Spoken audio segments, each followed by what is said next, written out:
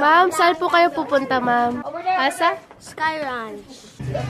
Hello guys, magandang buhay! Our plan for today is we're going to SM Pampanga and Sky Ranch. But before that, we are having our lunch in one of the authentic cuisine here in Pampanga, Lola Ima. Affordable and nice ambience.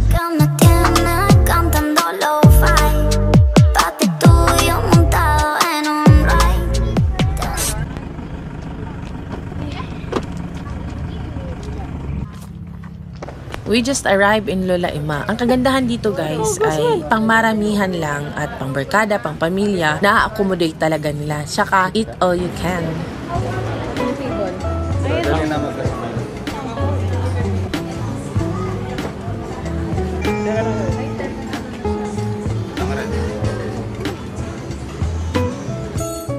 Hold. Ayun, kapten na.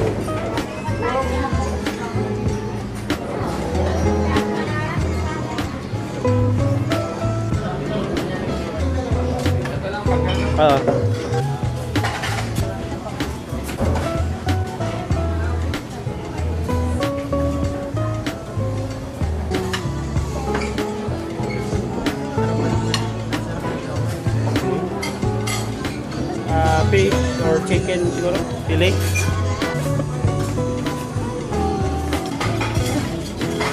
Sorry po. Kaya na ihatag niya, tagaan mo plato.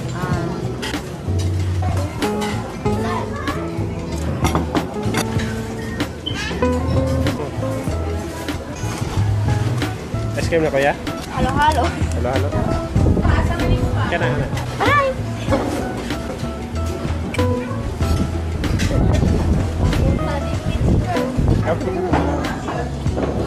Alright. Well, same.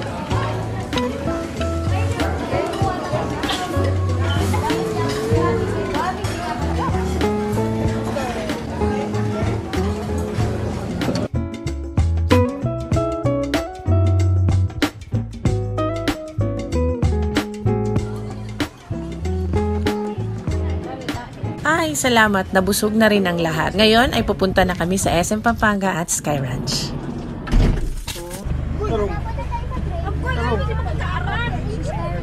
Murag hintay ng ban.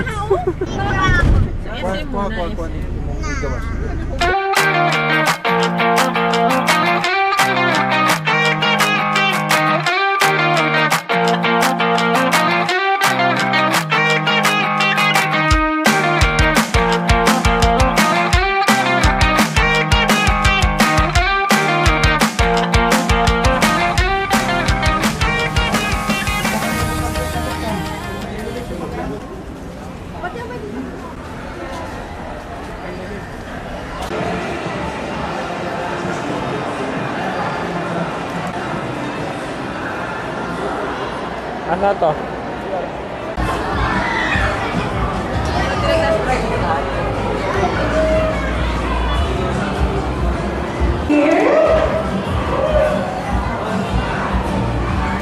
Andito na pala kami sa SM guys at nagsha-shopping na. Medyo nagkahiwa-hiwalay kami ng kaunti dito. Si Saidin naglaro lang din dun sa playhouse. Tapos, there was a little incident happen. Si Ethan pala, sumama dun sa Tito Joseph niya. Wala kaming kaalam-alam. Magkasama kami ni na Ate Abel, Papa And the rest, tapos sila Manoy kasi nagsha-shopping. Eto na ngayon, we never knew Ethan was with Joseph. Tapos si Ate Abby hinanap niya, kami naghanap rin, tapos nakita-kita na kami nila Papa, nila Raymond, ni Ronald. Then after that, we never thought na si Ate Abel continue pa rin siya sa paghahanap. Kami nagkita-kita na kami lahat. Hindi namin siya naalala na she was still looking for Ethan. Si Ethan kasama na namin. Pumunta na kami ng Sky Ranch. Si Ethan tawa-tawa na, smile na, we were happy. We really never thought that she was busy looking for Ethan. Nagkita sila ni Manoy, she was really shocked. Tapos natakot din sila Manoy dahil nga baka nga nawala si Ethan. Hindi nila alam, kasama na namin si Ethan nung nagpunta na siya sa Sky Ranch. Inabot ata siya na 1 oras kakaikot, kakahintayan. Hindi siya makakontak sa amin dahil low-bat siya. Kaya yun, tawang-tawa kami kasi ang nasa isip ko talaga, bumalik siya ng SM dahil gusto niyang bilhin yung bag. I was thinking also na nag-shopping lang din siya, na binalikan niya yung bag na meron siyang ibang gustong bilhin na hindi kami kasama. Yun talagang naalala ko. Tapos yung pala, pagdating niya, takot na takot siya dahil si Ethan nga, sa isip niya, nawawala.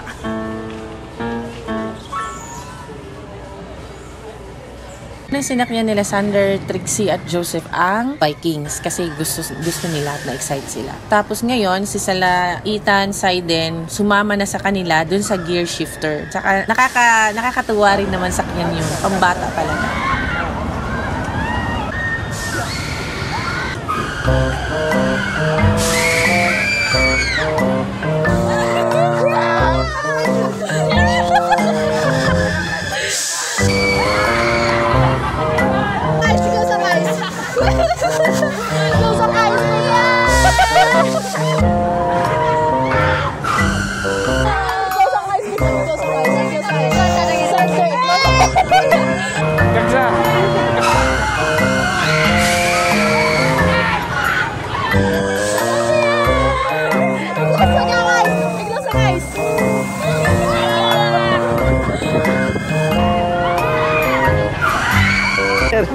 Ano? Okay ra? Pero musakay kapon. Wala lisa ka. Kapon. Okay lang. Very good. Ha? Okay lang. Uy, ano saan dito? Wala kulba. Tapos na sila sumakay ng Vikings, guys. Ito, tawang-tawa kami kay Sander dahil parang masakit na yung tiyan niya. Hindi niya alam yung nararamdaman niya na na-excite.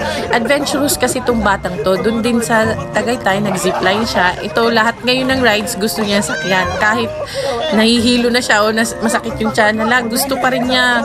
Go pa rin. Buto pa na magsagot. Ito, palilapot mo sa line na. Pagka-recover.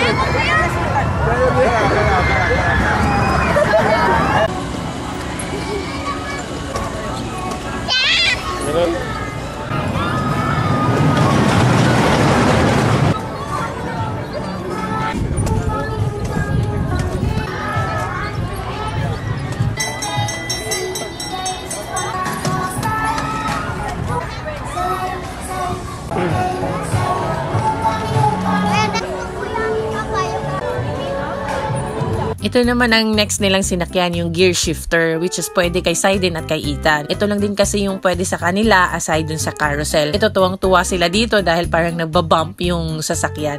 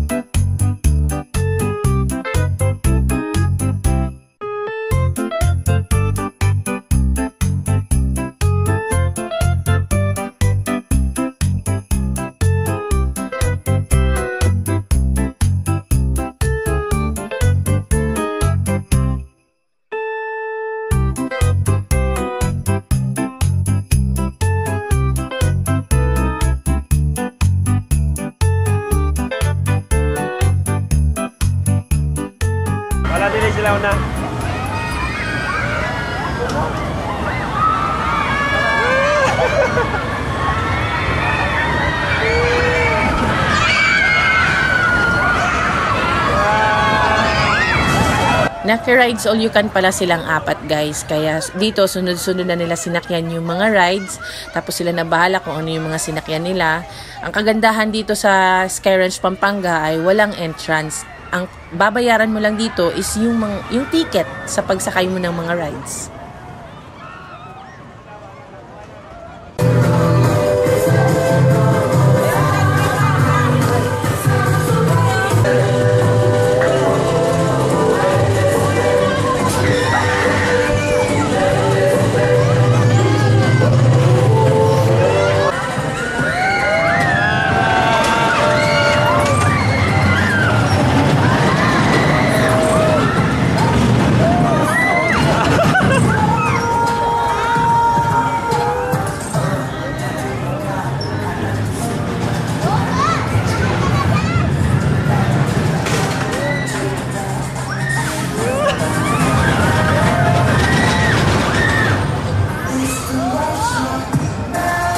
Kaya, okay na ka?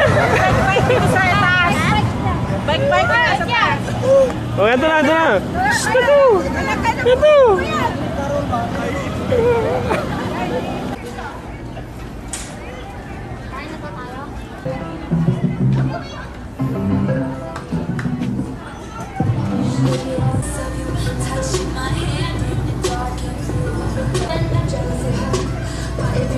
Hey.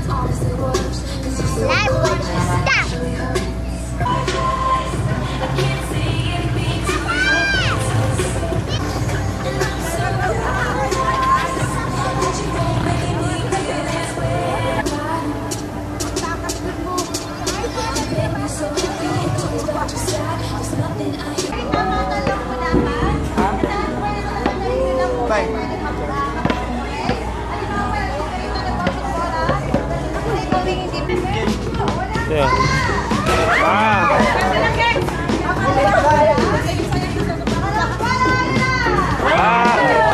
Sayang. Yeah.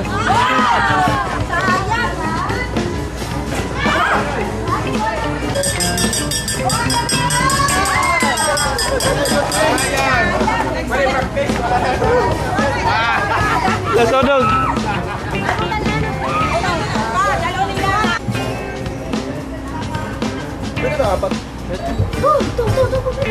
Pagdali dito! Wala, aircon, yay! Uy, wow! Aircon! Hello, yeah. Excuse me!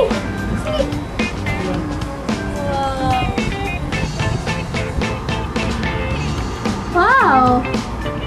Dito po kami sa taas.